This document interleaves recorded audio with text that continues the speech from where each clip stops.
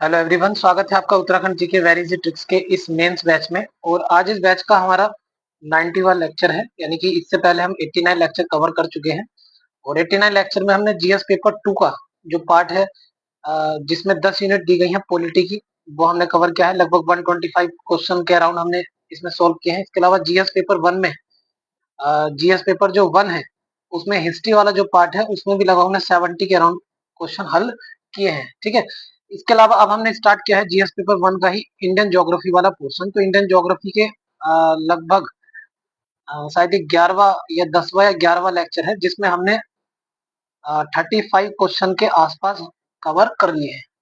ठीक है, तो थोड़ा इसमें इस बैच का मैं आपको बता दूं। इस बैच में हम जो उत्तराखंड अपर पीसीएस और लोअर पीसीएस है उसका जो ऑफिशियल सिलेबस है उसमें जितनी यूनिट दी गई है और जितने भी टॉपिक या सब टॉपिक है सभी को हम प्रश्न उत्तर के माध्यम से कवर कर रहे हैं। ठीक है, इसी क्रम में हमने 125 क्वेश्चन पॉलिटी के, हिस्ट्री के 70 क्वेश्चन हमने कवर किए हैं। ठीक है, बैच का पूरा प्रोसेस जो न्यू स्टूडेंट है उनके लिए, इसमें मॉर्निंग में आपको 3 से 4 क्वेश्चन आपको दिए जाते हैं।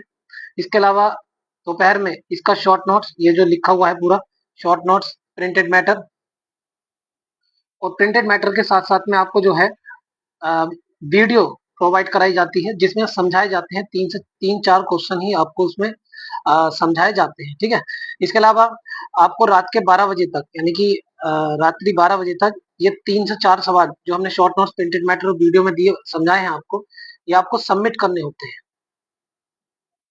ठीक है, इसके बाद देखिए, जो सबमिट करने के बाद अगले दिन आपको इसकी कॉपी चेक होकर के मिल जाती है। ठीक है, डे के हिसाब से।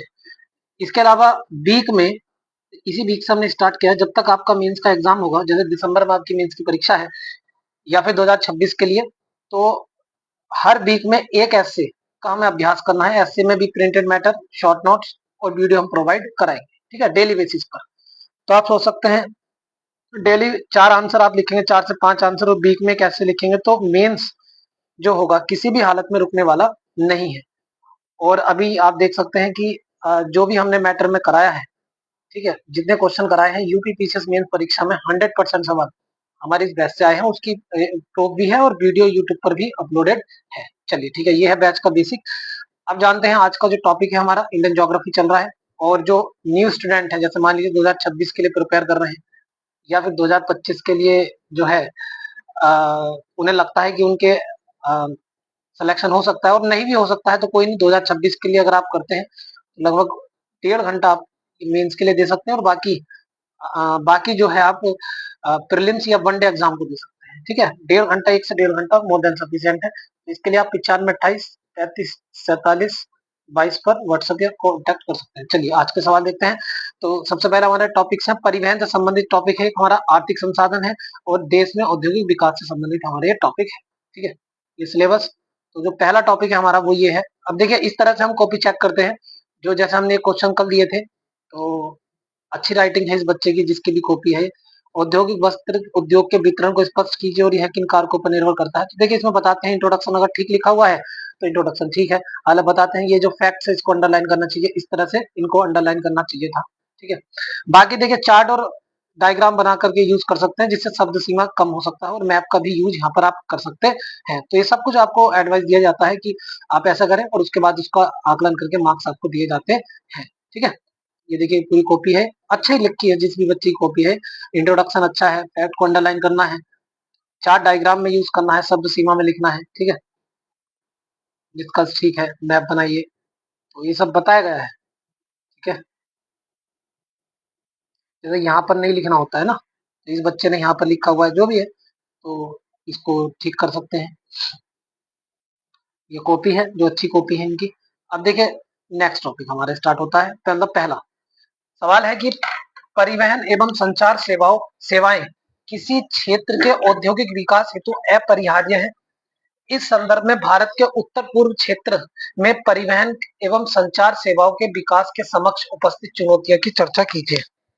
तो साथियों, किसी भी उत्तर को लिखने के लिए उसके 3 पार्ट हैं। सबसे पहला है इंट्रोडक्शन, फिर है मेन बॉडी, उसके बाद है कंक्लूजन। इंट्रोडक्शन, मेन बॉडी और कंक्लूजन। इंट्रोडक्शन कंक्लूजन लगभग 2 से 3 लाइन का आपको लिखना है, और जो मेन बॉडी है उसके अलावा आपको कंप्लीट मेन बॉडी लिखनी है। ठीक है, अगर मैं बात करूं इंट्रोडक्शन और कंक्लूजन की, तो जो पूछा गया है उसकी समरी आपको लिखनी है, एक तरह से इंट्रोडक्शन उसी कहते हैं, और कंक्लूजन जो आपके विचार है, वे फॉरवर्ड मतलब आपको क्या लग रहा है उसके बारे में बताना है। हालांकि हम इंट्रोडक्शन, बॉडी और कंक्लूजन आपको matter, short notes, printed matter सारा देते हैं, लेकिन उसके बाद भी अगर आपके विचार आते हैं तो आप लिख सकते हैं अपने विचार। ठीक है, 2 से 3 लाइन का।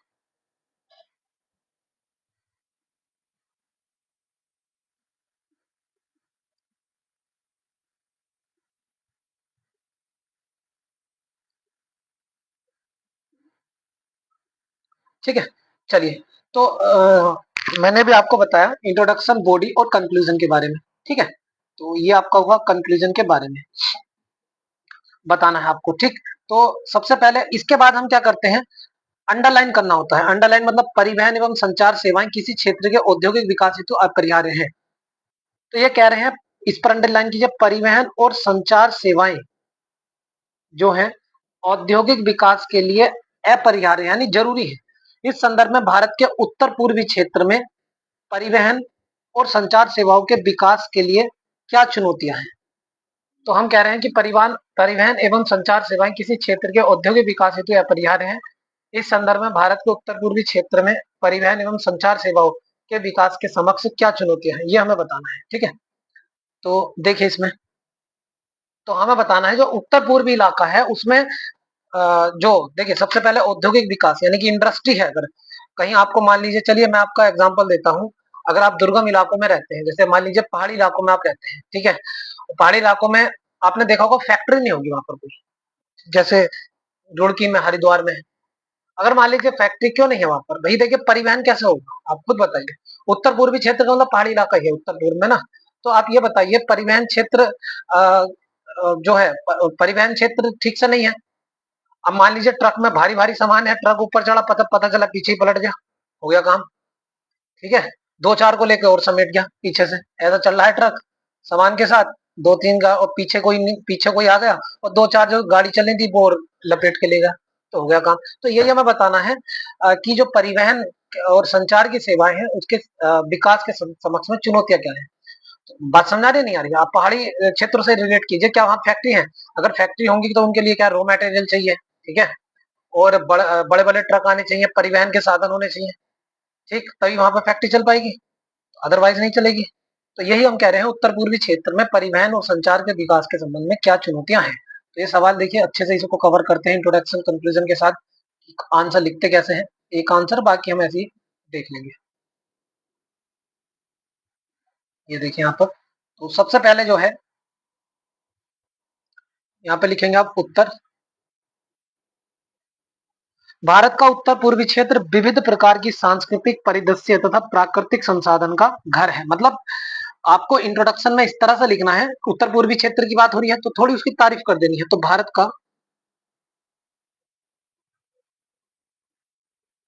उत्तर पूर्वी क्षेत्र भारत का उत्तर पूर्वी क्षेत्र विविध प्रकार की संस्कृतियों, विविध प्रकार की संस्कृति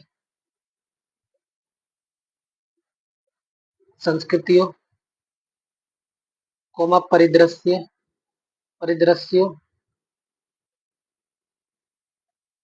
और प्राकृतिक संसाधन का घर है।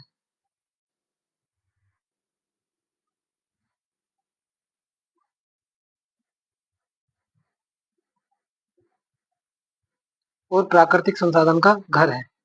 हालांकि हालांकि इस क्षेत्र में परिवहन और संचार बुनियादी ढांचे के विकास के मामले में कई चुनौतियां हैं। बुनियादी बुनियादी ढांचे के विकास के मामले में कई चुनौतियां कई चुनौतियां हैं। अब जैसे कुछ चुनौतियां, हमसे ये तो पूछा था चुनौतियां क्या क्या है, तो कुछ चुनौतियां यहाँ पर हम लिखेंगे, बीच में आप फ्लो चार्ट का एक इस्तेमाल कर सकते हैं। ठीक है, जैसे यहाँ पर आप लिखेंगे चुनौतियां, मेन बॉडी में यही पूछा है। तो बिंदु नंबर 1 क्या चुनौतियां हैं? नंबर 1 जैसे पूर्वोत्तर क्षेत्र में उबड़ खाबड़ भूभाग है, ऊंचे पहाड़ है, गहरी घाटियां हैं। जैसे ऊंचे पहाड़, तो ऊंचे पहाड़ पर परिवहन कैसे जाएगा? गहरी घाटी, गहरी घाटी और ब्रैकेट में लिख देना दुर्गम क्षेत्र है। बिंदु 2, उत्तर पूर्वी क्षेत्र में 8 राज्य हैं, प्रत्येक मेरे साथ है, प्रत्येक का अपना अनूठा भौगोलिक और स्थलाकृति की विशेषता है। यह विखंडन एकीकृत परिवहन और संचार नेटवर्क विकसित करना मुश्किल है। ठीक है, तो उत्तर पूर्वी राज्यों, उत्तर पूर्वी राज्य राज्य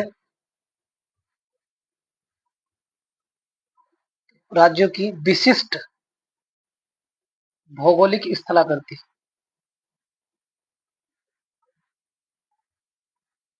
बिंदु 3, विरल जनसंख्या अभाव है यहाँ पे, तो जो बुनियादी ढांचे को के विकास को चुनौती पेश करता है, यानी कि विरल जनसंख्या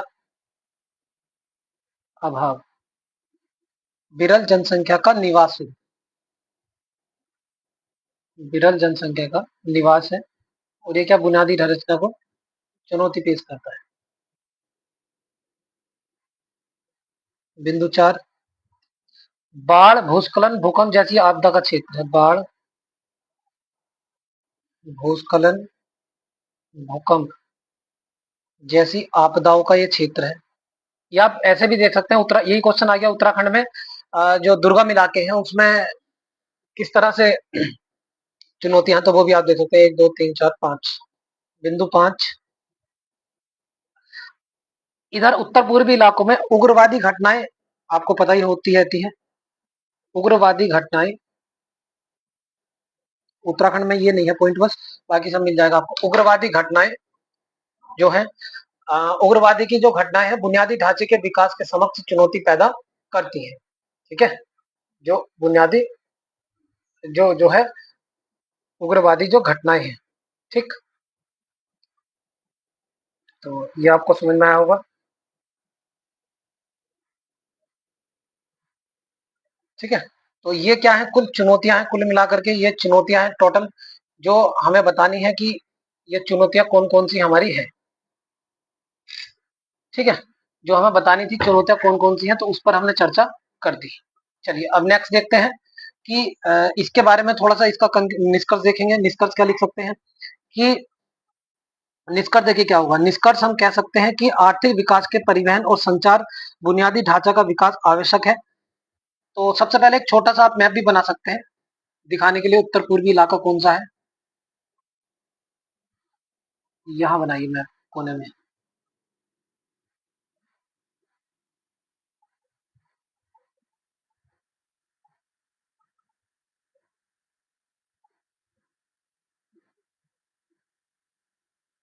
ये आप यहाँ पे लिख देंगे उत्तर पूर्वी राज्य, इसकी हम बात कर रहे हैं। ऐसा आप डिब्बे में बना के यहाँ पर आप फिट कर सकते हैं। ठीक है, उत्तर पूर्वी राज्य। तो निष्कर्ष में हम क्या लिख सकते हैं? निष्कर्ष आर निष्कर्ष में हम लिख सकते हैं उत्तर पूर्वी क्षेत्र के आर्थिक विकास के लिए, उत्तर पूर्वी क्षेत्र के आर्थिक विकास के लिए,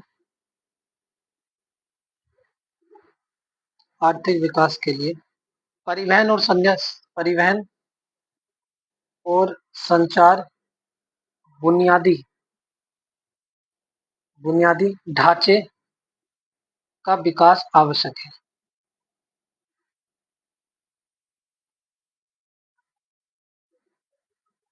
उत्तर पूर्वी क्षेत्र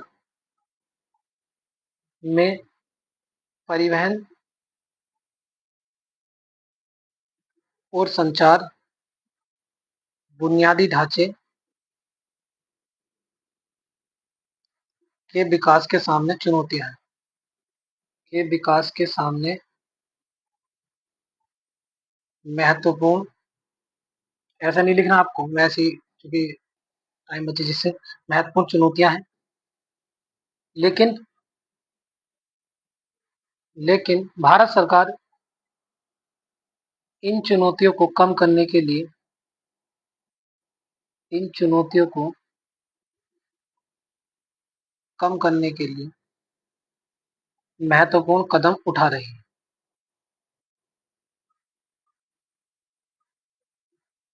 ठीक है, तो बस ये हमने चुनौतियां थी, बस थोड़ा हमने सकारात्मक के रूप में उत्तर को समाप्त किया कि जो चुनौतियां तो हैं, लेकिन ऐसा नहीं है कि चुनौतियां नहीं है, कि काफी सारी चुनौतियां हैं, भौगोलिक हैं, उग्रवादी है, ठीक है, बहुत सारी चुनौतियां हैं, लेकिन फिर भी इसके बावजूद भी भारत सरकार जो है इसके संदर्भ में कई कदम उठा रही है, तो ऐसा हमें लास्ट में निष्कर्ष में लिखना है। ठीक है, तो ये हुआ हमारा पहला सवाल जो हमसे पूछा गया था। ठीक है, तो देखिए पहला सवाल जो था हमारा,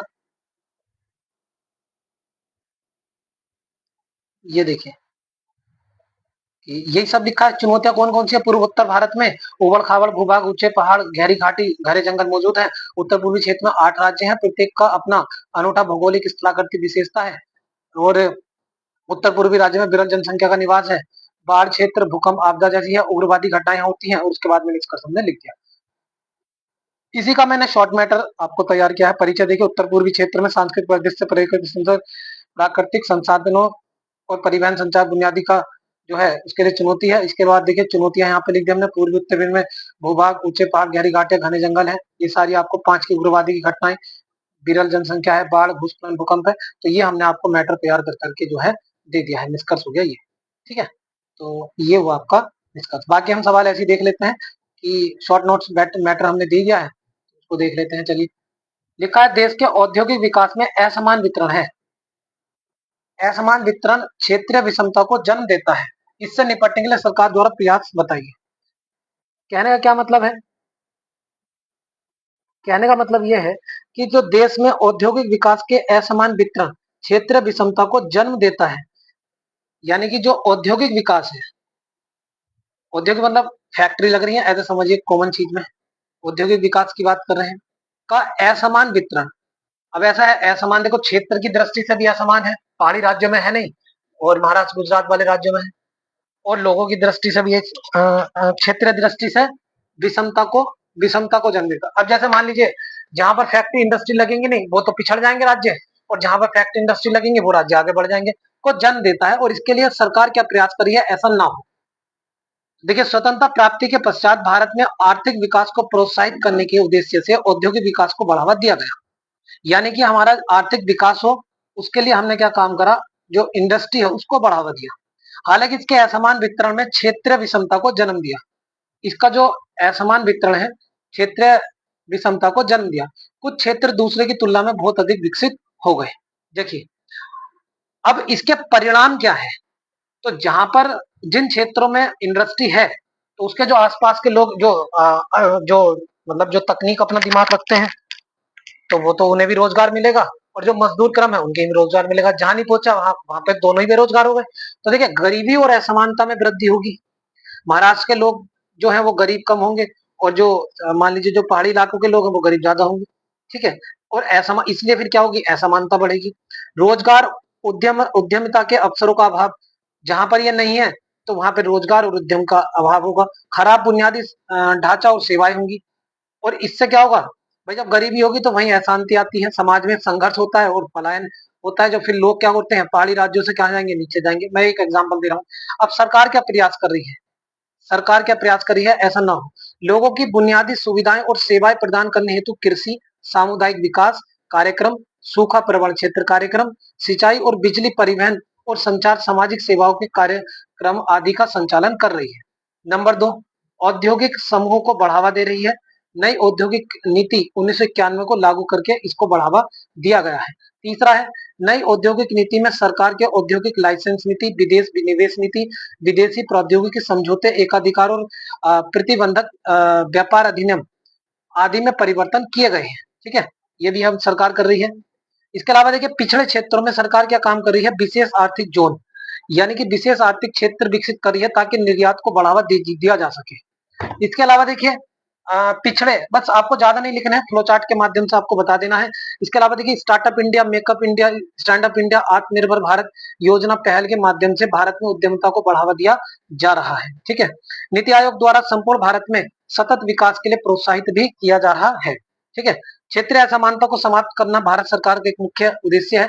इसके लिए निरंतर प्रयास किए जा रहे हैं। 47 तक विकसित देशों की श्रेणी में शामिल करना चाहता है और तब विकास का समावेशी स्वरूप प्रगतिशील भारत के लिए आवश्यक होगा। तो ये आपको मुश्किल से 4-5-6 पॉइंट लिख देने हैं। पहले तो इसके परिणाम बताने हैं और उसके सरकार के प्रयास करिए। 6 पॉइंट आप लिख देने हैं, कहानी खत्म। इसकी मैंने हालांकि 11 लिखे हैं आपको, ये हुआ। ठीक है, बिल्कुल इसी मैटर का आपको यहाँ मिलेगा। देखिए फ्लो चार्ट के रूप में आप देखिए, गरीबी असमानता बढ़ेगी, रोजगार उद्यमता के अवसर घटेंगे, खराब बुनियादी संरचना, ढाबा सेवा मंत्रों का शांति, ये होगा। ठीक है, इसके बाद देखिए 11 के 11 पॉइंट यहाँ पे लिख गए हैं। जैसे बिंदु 1, कृषि सामुदायिक विकास कार्यक्रम में निवेश कर दिया, नई आर्थिक औद्योगिक नीति 1991 में आई है। ठीक है, विशेष आर्थिक क्षेत्र एसईजी निर्यात को बढ़ावा देते हैं। ठीक, सड़क, रेलवे, हवाई अड्डे का निर्माण, स्टार्टअप, मेक इन इंडिया, आत्मनिर्भर को बढ़ावा देती है। ठीक, तो ये हुआ आपका कंप्लीट निष्कर्ष, आप देख सकते हैं।